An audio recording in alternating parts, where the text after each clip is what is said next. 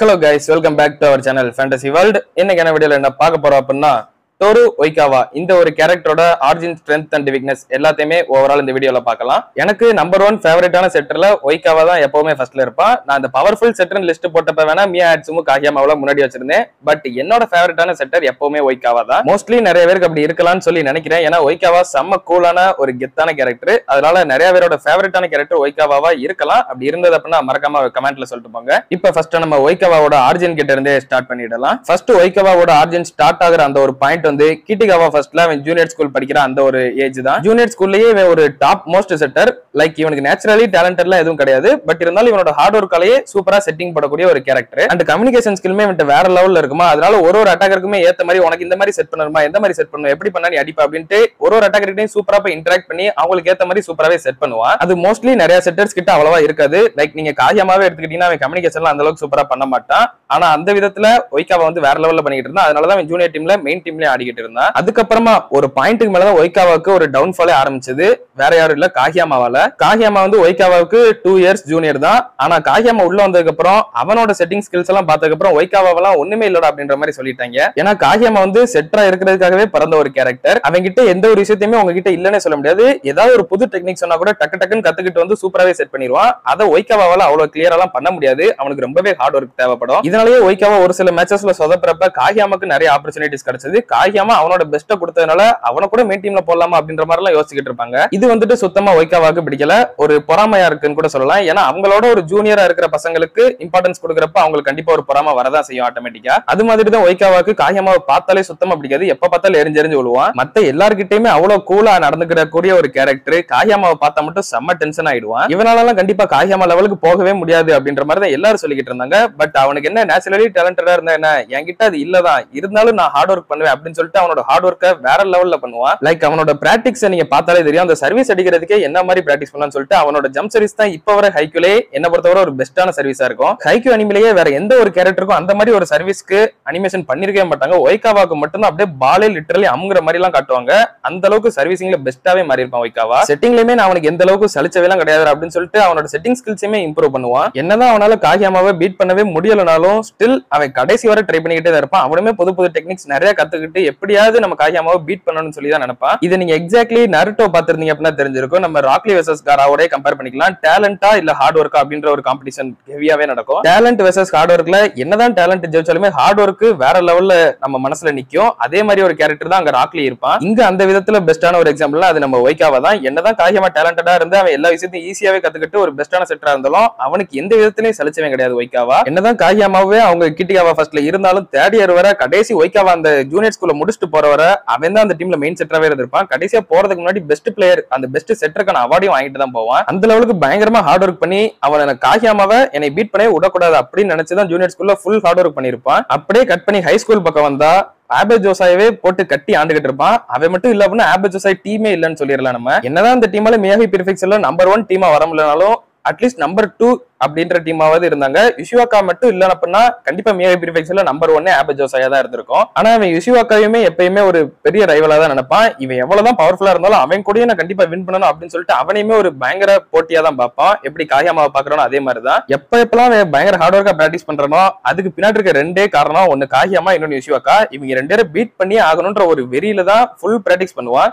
Junior டீமா இருந்தப்ப காகியாமா ஒரு ரைவலா நினைப்பான். ஹை ஸ்கூல் வந்ததுக்கு அப்புறம் யுஷிவாக்கா, அதுக்கப்புறமா ஒய்காவா தேர்ட் இயர் வந்ததுக்கு அப்புறம் 2 பேருமே ஒரே டைம்ல வந்துட்டாங்க. காகியாமா ஒரு பெஸ்ட் ரைவலா வந்துட்டா, இந்த பக்கம் யுஷிவாக்கா இருக்கான். 2 பேருமே பீட் பண்ணணும்னு சொல்லி தான் ஆசைப்படுவான். பட் அவனால கடைசி வரை அது முடியலதான். பட் என்னதான் இருந்தாலும் 2 டீமுக்குமே ஓரளவு மரண பயத்தை காட்டியிருப்பான். யுஷிவாக்கா கூட எப்படின்னு தெரியல, நமக்கு 0-27 கூட லேண்ட மேட்சா நம்ம கண்ணில் காட்டல. ஆனா கராசுனாவெல்லாம் கதற விட்டுருப்பான். எனக்கெல்லாம் இப்ப வர ஹைக்யூல நடந்த பெஸ்டான மேட்சஸ்ன்னு எடுத்தா நம்பர் 1ல இருக்கிறது கண்டிப்பா ஆபே ஜோசாய் வெர்சஸ் கராசுனோ தான். 2 சீசன்ஸ்ல நடந்ததுமே எடுத்துக்கலாம். ஃபர்ஸ்ட் சீசன்லயுமே வேற லெவல்ல இருக்கும். செகண்ட் சீசன் அதோட பங்கமா இருக்கும். அந்த ஒரு மேட்ச்ல மட்டும் ஒய்காவா இல்லாம நீங்க இமேஜின் பண்ணி பாருங்க.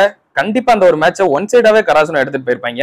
ஏன்னா அதுக்கு முன்னாடி சீசன் 1 ஃபர்ஸ்ட் பிராக்டிஸ் மேட்ச்லயே ஒய்காவா இல்லாம பயங்கர சப்பையா முடிச்சு விட்டாங்க. ஒய்காவாக்கு இன்ஜுரி ஆனதுனால அந்த ஒரு பிராக்டிஸ் மேட்ச்ல கலந்துக்க முடியல.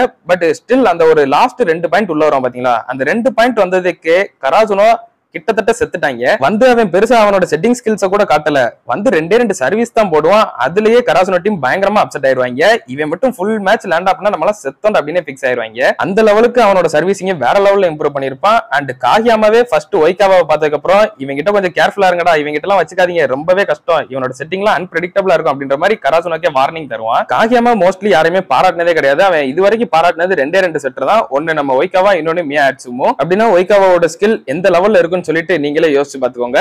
எனக்கு ஒய்காவாவை ரொம்ப பிடிச்ச அந்த ஒரு பாயிண்ட்னா சீசன் 2 எண்டிங் லாஸ்ட் அவனோட கோச் கிட்ட பேசுவான் தெரியுமா, ஒரு பிளாஷ்பேக், அந்த ஒரு சீன் தான். அவங்க கோச்சுமே எக்ஸாக்ட்லி அதே ஒரு விஷயத்தை தான் சொல்லுவாரு. காகியாமா வந்துட்டு நேச்சுரலி டேலண்டடா, ஆனா உன்கிட்ட அந்த ஒரு டேலண்ட் கிடையாது, நீ பிறக்கும் போதே ஒன்னும் ஜீனியஸ் கிடையாது, உனையால அந்த அளவுக்கு ஈஸியா எல்லாத்தையும் புரிஞ்சுக்கிட்டு அக்செப்ட் பண்ணிக்கவும் முடியாது. லைக் காகியாமா வந்துட்டு ஒரு குவிக் லேர்னர் மாதிரி, நம்ம ஒய்காவா வந்துட்டு ரொம்பவே கஷ்டப்பட்டா மட்டும்தான் அது வரும். காகியாமாக்கு நேச்சுரலாவே அந்த ஒரு ஸ்கில் இருக்கும். அதனால நீ என்னதான் முட்டி போராடி என்னதான் பண்ணாலுமே உனையால அவனுக்கு ஈக்குவலா வரவே முடியாது. ஆனா உன்னோட வழியை நீ தான் தனியா சூஸ் பண்ணணும், அந்த வழி ரொம்பவே கஷ்டமா இருக்கும் அப்படின்ற மாதிரி சொல்லுவாரு. ஒய்காவாவுமே நான் பாத்துக்கிறேன், இந்த வழியில எனக்கு போக தெரியும், நான் இதை பாத்துக்கிடுவேன், நான் எவ்வளவு கஷ்டப்பட்டாலும் பரவாயில்ல, அவனுக்கு ஈக்குவலா இருப்பேன் அப்படின்னு சொல்லிட்டு தான் போவான். அந்த ஒரே ஒரு சீன் போதும் அந்த ஒய்காவா மேல இருந்த ஒரு இம்ப்ரெஷனை நம்ம மேல வேற லெவல்ல காட்டுறதுக்கு ஒய்காவா தான் பெஸ்ட் அப்படின்ற மாதிரி நமக்கே தோணும். அவன் இப்படி கடைசி வரை போராடியுமே அந்த ஒரு தேர்ட் இயர் படிக்கிறப்ப கூட அவனால நேஷனல்ஸ் போயிருக்க முடியாது. பட் அதுக்காக ஒன்னும் அவன் எங்கேயுமே உடஞ்செல்லாம் போகல. அதுக்கடுத்து மாங்கால நீங்க பாத்துருந்தீங்கன்னா தெரிஞ்சிருக்கும். பட் மாங்கா இப்போ நம்ம போட முடியாததுனால அது லைட்டா மட்டும் நான் ஒரு கிளான்ஸ் தரேன். ஹினாட்டா ஒய்காவா ரெண்டு பேருமே சேர்ந்து பீச் வாலிபால் பிளேயர்ஸா மாதிரி இருப்பாங்க.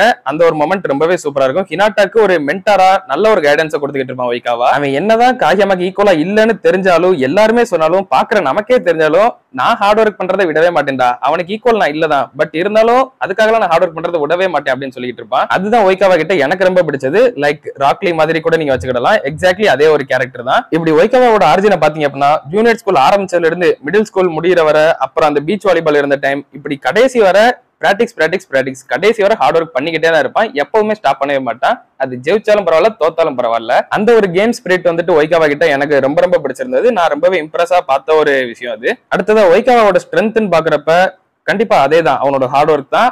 அவன மாதிரி யாராலையும் ஹார்ட் ஒர்க் பண்றமே முடியாது ஹைக்யூவை பொறுத்தவரை. ஏன்னா அவன் சர்வீஸ் இம்ப்ரூவ் பண்றதுக்கு எந்த அளவுக்கு ஹார்ட் ஒர்க் பண்ணுவான்னு சொல்லி ஒரு சில பிளாஷ்பேக்ல அந்த ஜூனியர் ஸ்கூல் படிக்கிறப்பே காட்டியிருப்பாங்க. இவாசிமி வந்துட்டு போதும் நிறுத்துற அப்படின்னு சொல்லிட்டு அடிச்சு இழுத்துட்டு போற வரைக்கும் அவன் பிராக்டிஸ் பண்ணிக்கிட்டே தான் இருப்பான். அதே மாதிரி செட்டிங் ஸ்கில்லுமே என்னதான் காகியாமா லெவலுக்கு இல்லைனாலும் ஆல்மோஸ்ட் கிட்டத்தட்ட காகியாமே பயப்படுற லெவலுக்கு தான் இருக்கும் அவனோட செட்டிங்மே. அண்ட் இதுக்கப்புறமா செம்ம கூலான ஒரு கேரக்டரும் கூட. எனக்கு ஆக்சுவலா ஒய்காவோட அந்த கேம் பிளே, அந்த ஒரு ஸ்டைல் ரொம்பவே பிடிக்கும். அவன் செட்டிங் பண்ற விதம், சர்வீஸ் அடிக்கிற விதம், இது எல்லாமே செம்ம கூலா, பார்க்கவே ஒரு ஸ்டைலா இருக்கும். எல்லா பிளேயர்ஸாலையும் இந்த மாதிரி கோட்டுக்குள்ள கூலா ஆட முடியாது. கண்டிப்பா நர்வஸ் இருக்கதான் செய்யும். அதுவும் கேப்டன்ன்றப்ப ஒரு மிகப்பெரிய ரெஸ்பான்சிபிலிட்டி அவங்ககிட்ட இருக்கும். ஸ்டில் ஒய்காவா அதை பத்தி எதையுமே கவலைப்படாம செம்ம கூலா லேண்ட் தருவான். அதுதான் ஒய்காவா கிட்ட எனக்கு ரொம்பவே பிடிக்கும். அது அவனோட ஒரு மிக முக்கியமான ஸ்ட்ரென்த் கூட. அண்ட் அவனோட கேப்டன்ஷிப் குவாலிட்டி அது அதோட தாறுமாறா இருக்கும். ஓவராலாவே ஒய்காவோட சர்வீஸ், அப்புறம் இந்த செட்டிங் அண்ட் கேப்டன்ஷிப் குவாலிட்டி, இது எல்லாமே செம்ம சூப்பரா இருக்கும். இது எல்லாமே அவனுக்கு ஒரு ஸ்ட்ரென்த்தா இருக்குது. பட் வீக்னஸ் சைடு வர்றப்ப அங்கேயும் ஒரு சில விஷயம் இருக்கதான் செய்யுது. ஃபர்ஸ்டா சொல்ல போற வீக்னஸ் வந்து இப்போதைக்கு வீக்னஸ் இல்ல, ஆனா ஜூனியர் ஸ்கூல் படிக்கிறப்ப அது இருந்தது. அதை திருத்தினதுக்கான காரணம் இவாசிமி தான். இவாசிமி மட்டும் இல்ல அப்படின்னா ஒய்காவா திருந்திருக்க மாட்டான். எப்பவுமே அவன் இம்ப்ரூவ் பண்ணணும், அவன் ஜெயிக்கணும் அப்படின்ற ஒரு வார்த்தை மட்டும்தான் அவனோட வாயில இருந்து அடிக்கடி வரும். எப்படி நம்ம காகியாமா ஹினாட்டெல்லாம் சொல்லுவாங்களோ அதே மாதிரி தான். ஆனா இவாசிமி தான் தலையிலே 2 தட்டு தட்டி எப்பயும் பெஸ்டா இருக்கிற 6 தான் வின் பண்ணும் அப்படின்னு புரிய வைப்பான். ஒருத்தனா இருந்து மட்டும் இங்க ஒன்னும் சாதிக்க முடியாது. கண்டிப்பா 6 பேருமே பெஸ்டா இருந்து 6 பேருமே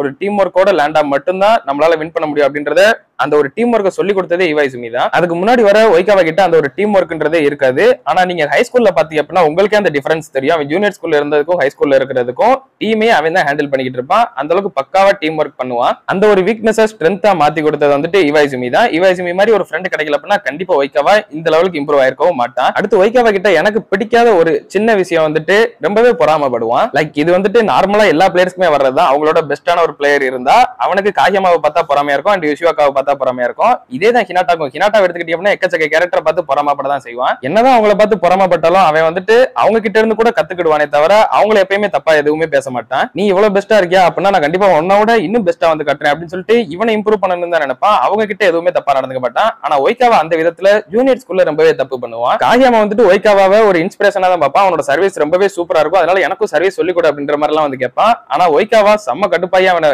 அடிக்கலாம் போயிருக்கான். அப்படியே காகியாமாவை பார்த்தாலே யுஷிவாக்கா மேல இருக்க அந்த ஒரு கொலவெறி இவன் மேலையும் காட்டணுமே தோணி அப்படியே அடிக்க போவான். நல்லவேளை அன்னைக்கு ஈவாய்சுமி காப்பாத்துவான். இந்த மாதிரி ஒரு சில நேரம் அவனோட பொறாமையே அவனுக்கு ரொம்ப பெரிய ஒரு டிஸ்அட்வான்டேஜா வந்து முடிஞ்சிருக்கு. அண்ட் ஹை ஸ்கூல் வந்ததுக்கு அப்புறமா அது குறைஞ்சிருச்சான்னு பாத்தீங்க அப்படின்னா அப்பவுமே கிடையாது. ஆபஜோசாய் தோத்துட்டு போனதுக்கு அப்புறம் நம்ம கராசுன் வர்சஸ் 027 மேட்சை பார்க்க வந்திருப்பான் வைக்காவா. அப்போ ஒன்னு சொல்லுவான் பாத்தீங்களா, 2 டீமுமே தோத்தா சூப்பரா இருக்கும்ல அப்படின்ற மாதிரி. அந்த அளவுக்கு அது ஒரு பொறாமைன்னு சொல்லலாம், இன்னொரு சைல்டிஷாவும் இருக்கும் அதை கேட்கறதுக்கு. அப்புறம் இனாரசாகி மேட்ச்ல கராசுனோல இந்த டனாக்கா வந்துட்டு ஒரு பால் செம்மையா அடிச்சதுக்கு அப்புறம் அப்பதான் ஒய்காவாவை காட்டுவாங்க. நேரவே செம்ம கடுப்புல கத்திக்கிட்டே ஓடுவான் ரோடுன்னு கூட பார்க்காம.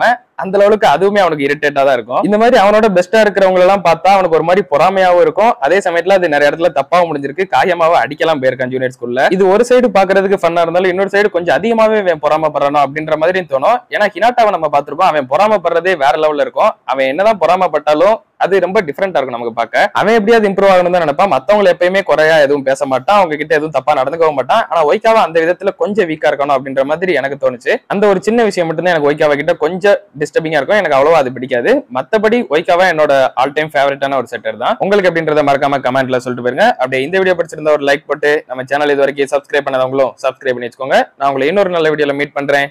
Bye guys.